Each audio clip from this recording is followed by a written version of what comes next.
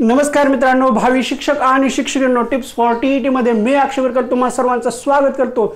आता जवळजवळ सर्वांना माहित झालेला असेल की आपला शिक्षक अभियोग्यता व बुद्धिमत्ता चाचणीचा निकाल लागलेला आहे। 24 तारखेलाच लागलेला आहे। सगळ्यांनी पीडीएफ वगैरे पाहिलेले असतील, पण आता ॲक्च्युअल आपल्याला स्कोर किती भेटलेला आहे आपल्या नावासहित, रोल नंबर सहित आणि रजिस्ट्रेशन नंबर सहित आपल्याला आपला मार्क मेमो उपलब्ध झालेला आहे। आता सगळ्यांना प्रश्न पडला असेल की तो कसा डाउनलोड करायचा, कसाही करायचा। हे सगळं डाउनलोड वगैरे करण्याच्या अगोदर, झंझट करण्याच्या अगोदर एक सरळ मी तुम्हाला उपाय सांगतो। तुमच्याकडे रजिस्ट्रेशन नंबर आहे, पासवर्ड आहे किंवा रोल नंबर आहे आणि तुमचा जन्मतारीख किती आहे ते माहिती आहे ना, बस झालं।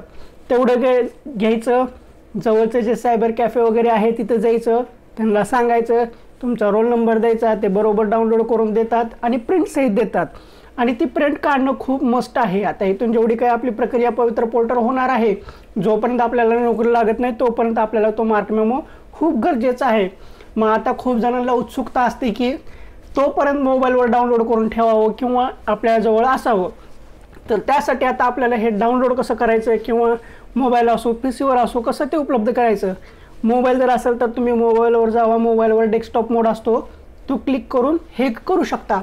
आता पीसीवर कसं करायचं, तर पीसीवर सरळ जायचं, MSc पुणे टाकायचं, क्लिक करायचं, येऊन जातं। आता स्टार्टिंगलाच पहिल्यांदा जे दिसतंय MSc त्याला क्लिक करायचं, ओपन होतं। मग आता हा का जो सरफेस ओपन झालेला आहे, इथं सरळ त्यांनी वरती दिलेला आहे शिक्षक अभियोग्यता व बुद्धिमत्ता चाचणी 2022। प्रविष्ट उमेदवारांनी त्यांचे गुणपत्रक दिनांक 20/4/2023 च्या आत डाउनलोड करून घ्यायचे। आज आहे 31 तारीख, म्हणजे इथून पुढले 21 दिवस आपल्याला उपलब्ध आहेत। 21 दिवसामध्ये आपण कधीही डाउनलोड करू शकतो। मग आता इथं कसं करायचं, इथं सरळ दिसत आहे शिक्षक अभियोग्यता व बुद्धिमत्ता चाचणी निकाल।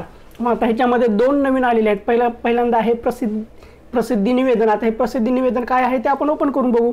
हे डाउनलोड केल्यानंतर ओपन करू। ह्याच्यामध्ये सुद्धा तेच दिलेलं आहे की आपली परीक्षा 22 तारखेपासून 3 तारखेपर्यंत झाली होती, निकाल 24 तारखेला लागला होता, वेबसाईटवर निकाल दिलेला आहे। मग आता ही जी काही आपला स्कोर कार्ड आलेला आहे, तो स्कोर कार्ड कसा डाउनलोड करायचा, मग त्याची वेबसाईट दिलेली आहे, म्हणजे त्याला वेबलिंक असे सुद्धा म्हणतात।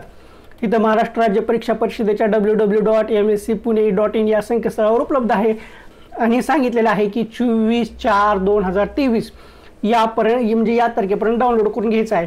हे झालं। चला आता आपल्या ह्याचा काय, आपण आपला निकाल पाहू।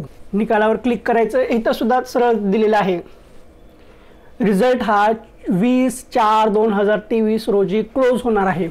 मग आता इकडे जे दिसायला तुम्हाला लॉग इन वगैरे, पुन्हा पासवर्ड, इथं ऑलरेडी माझा लॉग इन नंबर वगैरे टाकलेला आहे, पासवर्ड सुद्धा टाकलेला आणि ते कॅप्चा असतो, तो कॅप्चा तेवढा फक्त टाकायचा, 47K94। ओके, हा टाकलेला आहे। ह्याला लॉग इन करायचं। लॉग इन केल्यानंतर तुमचा स्कोर कार्ड दिसून जातो, किती पडलेले आहेत। इथं दिसतं, नाव दिसत आहे Akshay Balasaheb Virkar, registration number, roll number, birth date, category. मग तुम्हाला कोणत्या ह्याच्यामध्ये किती मार्क पडले ते दिसून जातं, 200 पैकी 97। इतकं सोपं आहे। मग आता इथं सध्या हा प्रिंटिंगचा ऑप्शन आणखीन आलेला नाही आहे। सध्या तुम्ही पाहून स्क्रीनशॉट काढून तर तेवढा ठेवला सुद्धा चालतो, काही प्रॉब्लेम येत नाही। स्क्रीनशॉट जरी काढला आणि त्या स्क्रीनशॉटचं प्रिंट जरी काढलं तरी तेच आहे। पण प्रिंट काढण्यासाठी गडबड करू नका, आणखीन 1-2 दिवस थांबा, प्रिंटचं ऑप्शन येईल, त्यावेळेस आपण प्रिंट काढून घ्या। ही इतकी साधी सरळ प्रोसेस आहे। तर आशा करतो की तुम्हाला ही प्रोसेस समजली असेल। असं ऑलरेडी तर आपण आपले मार्क बघितलेलेच आहेत, पण आता हे आपला रोल नंबर, रजिस्ट्रेशन नंबर टाकून आपल्या नावासहित एकदम व्यवस्थितपणे आलेलं आहे आणि हेच जे आहे आपल्याला स्कोर कार्ड, हे आपल्याला शेवटपर्यंत उपयोगाला येणार आहे। तर अशा पद्धतीने पाहायचं आहे। मी आशा व्यक्त करतो की हे तुम्हाला समजलेलं असेल। नाही समजलं तर काही प्रॉब्लेम असतील तर ते कमेंट बॉक्समध्ये सांगा, मी त्याचं उत्तर देण्याचा प्रयत्न करेन।